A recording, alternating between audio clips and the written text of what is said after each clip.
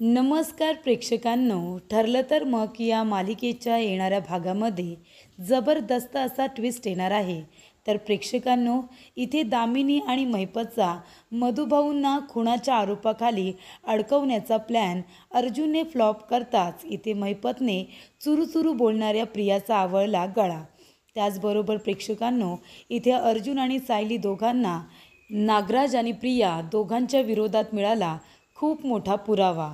तर प्रेक्षकांनो, येणाऱ्या भागामध्ये कशा पद्धतीने इथे आणि सायलीला प्रियाच्या विरोधात पुरावा मिळणार आहे आणि त्याचबरोबर मधुभाऊंची अटक कशा पद्धतीने अर्जुन थांबवून इथे महिपतचा प्लॅन उधळून लावणार आहे, आपण इथे सविस्तरपणे बघूया.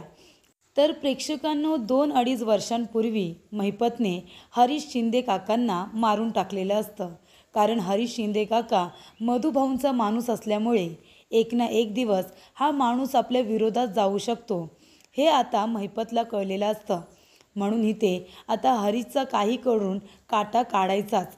नाहीतर अर्जुन हरीशला जर पकडलं आणि अर्जुनने त्याच्याबरोबर गोड गोड बोलून सगळी माहिती काढली तर हा हरीश शिंदे आपल्या विरोधात जाऊ शकतो, हे बरोबर इथे महिपतला माहिती असतं. आणि म्हणूनच इथे आता हरीश काकांना आणि त्याचबरोबर त्याच्या पुतण्याला इथे महिपतने संपवलेलं असतं. आणि इथे हरीश काकांची डेड बॉडी आता कुणालाही महिपतवरती संशय येऊ नये म्हणून महिपतने बरोबर वात्सल्य आश्रमाच्या बाजूला जी मातीची जागा असते, ज्या ठिकाणी मधुभाऊ झाडं वगैरे लावत असतात, त्या ठिकाणी इथे आता महिपतने ती डेड बॉडी आपल्या गुंड माणसांना तिथे पुरून ठेवायला सांगितलेले असते आणि त्याच्यावरती झाडं लावायला सांगितलेले असतात, जेणेकरून कुणालाही तिथे संशय येऊ नये म्हणून. पण प्रेक्षकांनो, मागच्या वेळेला कोर्टाची हेअरिंग असताना अर्जुनने ज्या पद्धतीने साक्षी आणि प्रियाची वाट लावलेली असते, तेव्हा दामिनी देशमुख पूर्णपणे हादरून गेलेली असते. तिच्याकडे कोर्टामध्ये मांडण्यासाठी एकसुद्धा पुरावा उरलेला नसतो. त्यामुळे इथे महिपतजवळ बोलत असताना महिपतने सांगितलेलं असतं की इथे आश्रमामध्ये बाजूला एक डेड बॉडी पुरण्यात आलेली आहे. त्याबद्दल जर आपण मीडियामध्ये कळवलं आणि जर पोलीस कंप्लेंट झाली तर इथे त्या आता मधुकर पाटील याला आपण या प्रकरणामध्ये अडकवू शकतो. मग अर्जुन आता ती केस लढत बसेल की इथे साक्षीला शिक्षा देत बसेल, प्रियाच्या विरोधात पुरावे गोळा करत बसेल, काय काय करेल तो, तेव्हा आपण त्याला ह्या प्रकरणामध्ये आता अडकवूया. तेव्हा दामिनीने सांगितलेलं असतं, एका माणसाला तिने पैसे दिलेले असतात. ती म्हणते की काही कर, पण ही बातमी आता तू पोलिसांपर्यंत पोहोचव की इथे काहीतरी आहे, डेड बॉडी आहे किंवा काहीतरी इथे आता मेलेलं आहे, जिथे वास येतोय, कुत्रेसारखे तिथे जात आहेत. ठरल्याप्रमाणे त्या माणसाने पोलिसांपर्यंत न्यूज आता नेलेली असते आणि त्याचबरोबर त्या ठिकाणी पोलीस आता इन्व्हेस्टिगेशनसाठी गेलेले असतात आणि मीडियासुद्धा पोचलेला असतो. तिथे शोधाशोध करत असताना आता पूर्ण खोदल्यानंतर इथे आता डेड बॉडी असते आणि प्रेक्षकांनो, ती डेड बॉडी हरीश काकांचीच असते. कारण त्यांनाच मारल्यानंतर तिथे आणून महिपतच्या माणसांनी पुरलेलं असतं. त्यानंतर प्रेक्षकांनो, अर्जुन आणि चैतन्य या दोघांना याबद्दल काहीच माहिती नसतं. पण इथे चैतन्यला जेव्हा कळतं तेव्हा तो इथे लगेचच अर्जुनला लेटेस्ट न्यूज बघायला सांगतो आणि त्याच्यामध्ये अर्जुनला कळलेलं असतं की इथे आता पोलीस पोचलेले आहेत वात्सल्य आश्रमाच्या जवळ आणि त्याच ठिकाणी बाजूला एक डेथ बॉडी सापडलेली आहे. पण आता ही टीप नक्की कुणी दिली, तिथपर्यंत जाण्यासाठी पोलिसांना इथे कंप्लेंट कुणी केली, ह्या गोष्टी तर आल्याच. त्यामुळे प्रेक्षकांनो, अर्जुन आता पोलिसांना विचारतो की तुम्हाला कसं कळलं की इथे डेड बॉडी आहे, तुम्ही इथे कुणाच्या सांगण्यावरून आलात, काहीतरी माहिती तुम्हाला दिली असेल ना, हे तुम्हाला महिपत आणि दामिनीने सांगितलं का? तेव्हा इथे आता त्या माणसाचं नाव पुढे येतं. इन्स्पेक्टर साहेब म्हणतात की तो एक मुलगा इथे आता कुत्री वगैरे फिरवायला येतो, ह्या एरियातली 8-9 कुत्री तो बाहेर फिरवायला आणत असतो. त्याने आम्हाला अशी माहिती दिली की इथे कसला तरी वास येतोय, कुत्रे सारखे तिथे जात असतात. तेव्हा आता एवढं वर्ष ते आश्रम 2-2.5 वर्ष बंद आहे, तेव्हा काहीतरी मेलं असेल अशा उद्देशाने आम्ही आलो होतो, पण तिथे डेथ बॉडी सापडली. त्यानंतर इथे सायली आता रडायला लागते. सायली म्हणत असते, आपण काय करायचं सर, एका केसमधून आपण बाहेर नाही येत तर मधुभाऊंवरती आता दुसरा गुन्हा दाखल करणार आणि त्यांना इथे अरेस्ट करणार का? तेव्हा चैतन्य म्हणत असतो की अर्जुन, नंतरचं नंतर बघू, आपली फर्स्ट प्रायोरिटी काय असणार आहे, आपल्याला इथे मधुभाऊंना अटक होण्यापासून वाचवायचं आहे, आपल्याला त्यांना अटक होऊ द्यायचं नाही आहे. तेव्हा अर्जुन म्हणतो की ठीक आहे, त्यासाठी आपल्याला अँटीसेमेटिक बिलसाठी अप्लाय करावं लागणार आहे. तेव्हा अर्जुन चैतन्याला म्हणतो तू त्याच्याकडे लक्ष दे, आपल्याला काही झालं तरीसुद्धा मधुभाऊ थांबवावी लागणार आहे. तेव्हा चैतन्य म्हणतो तू अजिबात काळजी करू नको आणि सायली वहिनी तुम्हीसुद्धा काळजी करू नका. तेव्हा अर्जुन म्हणतो दामिनी देशमुख आणि महिपत हे दोघांनी मुद्दामून सगळं घडून आणलं ही कुठली पद्धत आहे दामिनी देशमुखची केस जिंकण्याची? आता मी तिला सोडणार नाही आहे. दामिनी देशमुखला धडा शिकवण्याची वेळ आली आहे असं अर्जुन आता चैतन्य आणि सायली या दोघांनाही म्हणत असतो आणि त्या पद्धतीने अर्जुनने आपल्या कामाला सुरुवात केलेली असते. अर्जुन म्हणतो की ही टीप पोलिसांना कुणी दिली ते विचारा. तेव्हा इथे ज्या मुलाने ही टीप दिलेली असते अर्जुन त्याला आता शोधण्याचा प्रयत्न करत असतो. तेव्हा अर्जुनला सुद्धा तो मुलगा असंच उत्तर देतो जसं त्याने पोलिसांना दिलेलं असतं. त्यानंतर प्रेक्षकांनो अर्जुनला त्याच्यावरती संशय आलेला असतो की कदाचित आता ह्या मुलाने हे सगळं दामिनीच्या सांगण्यावरून तर केलं नसेल ना. इथे कितीतरी माणसं महिपतने पैसे देऊन विकत घेतलेले आहेत, पुरावे आणि साक्षीदार. ह्या माणसाला का बरं विकत घेऊ शकत नाही? कदाचित महिपतने 2-2.5 वर्षांपूर्वी एखाद्या माणसाचा खून केला असेल आणि त्याला इथे आणून पुरलं असेल. त्याच्यासाठी ह्या सगळ्या गोष्टी तर सोप्याच आहेत ना. म्हणून तर बरोबर आता त्यांना असं वाटते की आम्ही ही केस हारणार आहे आणि त्याच वेळेला बरोबर त्यांनी हे सगळं मृतदेहाचं प्रकरण उकरून काढलं असं अर्जुन आता चैतन्याला सांगत असतो.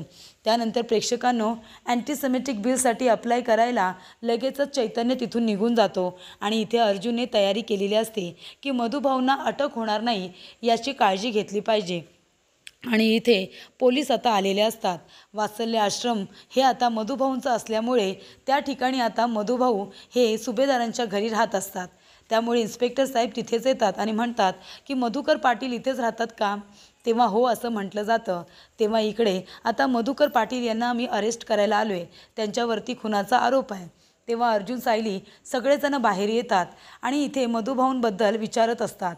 तेव्हा कल्पना म्हणते आम्ही तुमच्या कुठल्याही प्रश्नांची उत्तरं देणार नाही. त्यानंतर मधुभाऊसुद्धा बाहेर येतात. तेव्हा अर्जुन म्हणतो काय झालं इन्स्पेक्टर?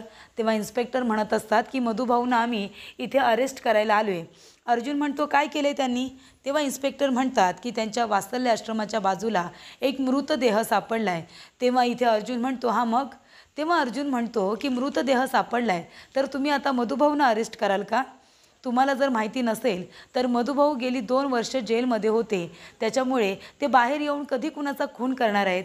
त्यांनी विलासचा सुद्धा खून केलेला नाही आहे, त्याची केस अजूनही चालू आहे. तर तुम्ही मधुभाऊंवरती दुसऱ्या खुनाचा आरोप करताय, हे तुम्ही चुकीचं करताय. ज्याने गुन्हा केला आहे ना त्याला तुम्ही पकडा. मधुभाऊंना पकडून तुम्हाला काय मिळणार आहे? तेव्हा इथे इन्स्पेक्टर म्हणत असतात की ॲडव्होकेट अर्जुन सुभेदार आम्ही आमची ड्युटी करतो आहे. तुम्हाला जे काही पुरावे वगैरे सादर करायचे असतील ते तुम्ही कोर्टात करा आणि त्यांना तुम्ही निर्दोष सिद्ध करा.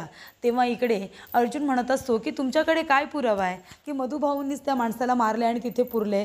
तुम्ही इथे अंदाजावर येता आणि एखाद्या माणसाला तुम्ही अरेस्ट करून घेऊन जाता. विनाकारण मधुभाऊंनी 2 वर्ष जेलमध्ये काढलीत आणि जिने गुन्हा केला होता ना ती मात्र आनंदाने मोकाट बाहेर फिरत होती. तेव्हा अर्जुन म्हणत असतो की या सगळ्या प्रकरणामध्ये आहे ना इनोसंट माणूस हा पिसला जातो आणि गुन्हेगार मात्र सुटला जातो. त्यानंतर इकडे आता इन्स्पेक्टर म्हणत असतात की हे बघा तुम्हाला तर माहिती आहे सरकारी कामकाज कसं असतं, तेव्हा आता आमचा वेळ वाया घालू नका. मधुकर पाटील या, आम्ही तुम्हाला इथे अरेस्ट करायला आलो आहे, आमच्याकडे वॉरंट आहे.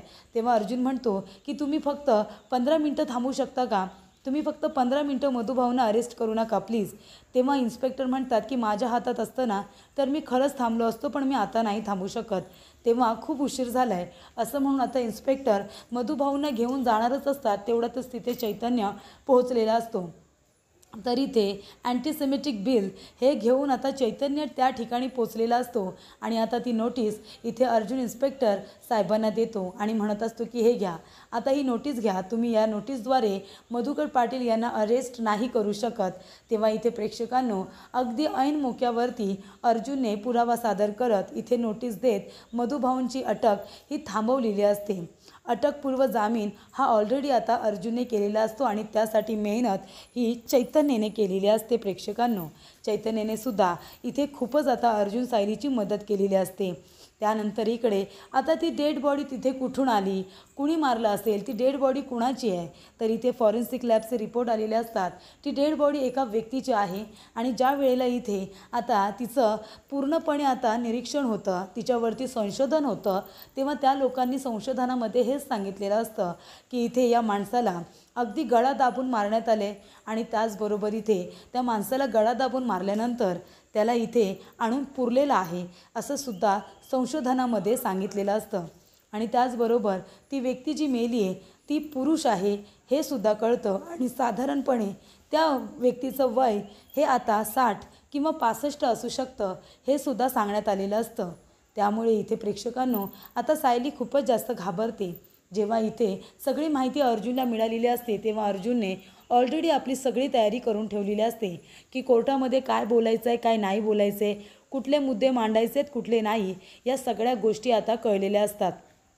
त्यामुळे इथे प्रेक्षकांनो दामिनी आणि महिपत या दोघांनी मिळून मधुभाऊंना अडकवण्याचा जो काही प्लॅन केलेला असतो, अर्जुनने तो प्लॅन आता फ्लॉप केलेला असतो.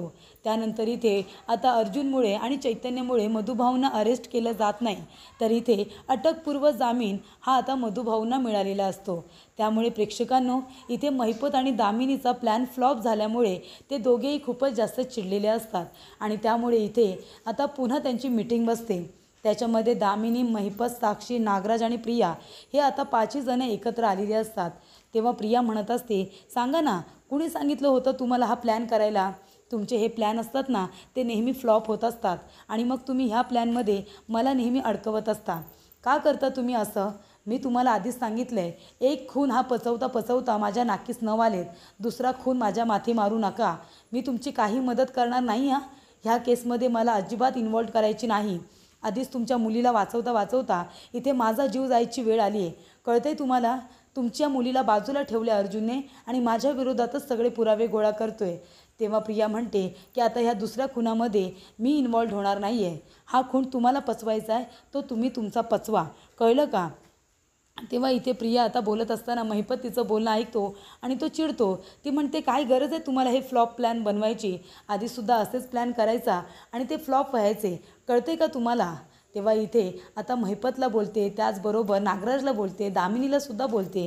तेव्हा इकडे महिपत चिडतो आणि इथे प्रियाचा गळा दाबतो आणि म्हणत असतो की हे चुचुंद्री, आता जर चुरू केलंस ना तर इथल्या इथे तुला गाडी ना मी आत्ताच सांगतोय आणि आता तुला कोणी शोधायलासुद्धा येणार नाही. ते सुभेदार आणि किल्लेदार तुझ्यावरती किती रागवलेत ना हे मला बरोबर माहिती आहे. त्याच्यामुळे आता जास्त चुरू केलंस ना तर इथल्या इथे तुला गाडेन, असं आता महिपतने प्रियाला चांगली धमकी दिलेली असते आणि तिचा गळासुद्धा दाबलेला असतो. तेव्हा इथे दामिनी देशमुख आता महिपतला शांत राहायला सांगते, पण इथे आता महिपतने प्रियाला चांगला धडा शिकवत तिचा गळा दाबून तिचं तोंड आता कायमचं बंद केलेलं असतं. त्याचबरोबर प्रेक्षकांनो इथे प्रतिमाने प्रिया आणि नागराजला बोलताना ऐकलेलं असतं. तेव्हा प्रिया म्हणते की हे वात्सल्य आश्रमाच्या बाजूला ही आता डेड बॉडीचं प्रकरण काय आहे? हे बघा, मी आता ह्या केसमध्ये इन्व्हॉल्व नाही होणारा. तुम्ही आता हे जो काही हा खून आहे ना दुसरा, हा तुमचा तुम्ही पचवा. आणि हे बोलणं प्रतिमा जेव्हा ऐकते तेव्हा प्रतिमा म्हणते, कुठल्या खुनाबद्दल बोलतेस तू? कुठला खून तू पचवायला सांगतेस? हे काय बोलतेस तू तन्वी? तेव्हा प्रिया इथे उडवाउडवीची उत्तरं देते आणि म्हणते, आई अगं असं काय करतेस? मी खून नाही गं, मी ऊन म्हणाले. आई तू गोळ्या वेळेवरती घेतेस ना? आई तू गोळ्या वेळेत खा, मला तुझी काळजी वाटत असते. त्यानंतर प्रेक्षकांनो इथे अर्जुनला आता खूपच महत्त्वाची माहिती मिळालेली असते. तर इथे दामिनी आणि त्याचबरोबर पोलिसांना टीप देणारा तो मुलगा, ते दोघेही आता एकत्र बोलत असतात आणि तेव्हा इथे चैतन्यने त्या दोघांनाही एकत्र बघितलेलं असतं. आणि तेव्हा इथे चैतन्य अर्जुनला फोन करून सांगतो की ज्या मुलाने पोलिसांना टीप दिली होती की तिथे एक डेड बॉडी आहे म्हणून, तो मुलगा आणि दामिनी आत्ताच मी त्यांना एकत्र कॅफेमध्ये बघितलं. तेव्हा अर्जुनला कळलेलं असतं की हा सगळा प्लॅन महिपत, दामिनी आणि त्या मुलाचा आहे. तेव्हा इथे त्या मुलालासुद्धा आता हाताशी धरावं लागेल असं अर्जुन म्हणत असतो. तेव्हा अजून एक महत्त्वाची बातमी प्रतिमाकडून कळलेली असते. प्रतिमा म्हणते की माहिती मला रविराज आणि अर्जुन दोघांनासुद्धा सांगायला हवी. तेव्हा प्रतिमा सायली अर्जुनला फोन करते आणि म्हणत असते की तन्वी घरी आली होती आणि तन्वी नागराजला म्हणत होती की हा खून आहे ना याच्यामध्ये मी इन्व्हॉल्व होणार नाही, हा दुसरा खून तुमचा तुम्ही पचवा, असंच म्हणाली ती. तर इथे वात्सल्य आश्रमाबद्दल जी काही न्यूज आता प्रतिमाने बघितलेली असते त्या दरम्यान बोलण्यासाठी इथे आता प्रतिमा सायली अर्जुनला फोन करते आणि तिच्या लक्षात येतं कदाचित जेव्हा प्रिया इथे येऊन बोलत होती याच खुनाबद्दल तर बोलत नव्हती ना, असा प्रश्न प्रतिमाला पडलेला असतो.